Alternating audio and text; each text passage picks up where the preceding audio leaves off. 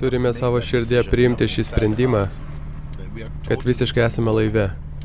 Nepalik kojų vandenyje, nes rykliai jas nukas. Turite būti visiškai laive su šiais dalykais. Turi ateiti į tą vietą, kai tarsi, kad dabar tai mano gyvenimas skirtas laisvei, skirtas Dievui, skirtas tiesai.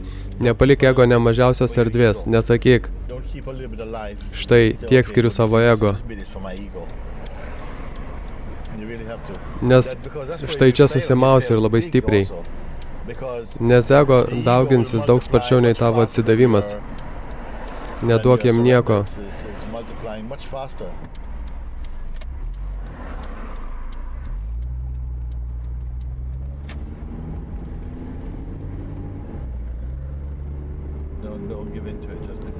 Būk visiškai laive.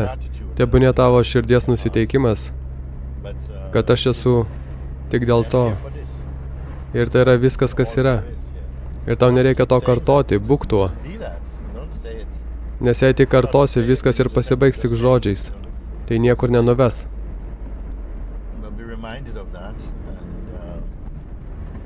Tegul jūsų gyvenimas taps įrodymu,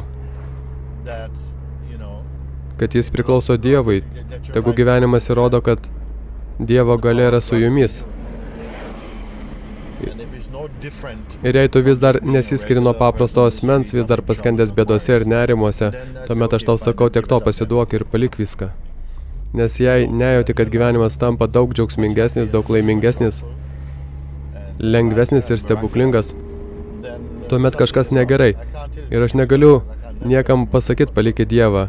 Šiuos žodžius tariu truputį provokuodamas, nes iš ties nematau, kaip galima būtų palikti Dievą, kai tu pasitikė aukščiausiųjų, gretini save su juo ir tai darai, nes pajutai, kad kažką, nes protu to negali daryti. Protas nenori to daryti, nebent yra apsimetinėjama.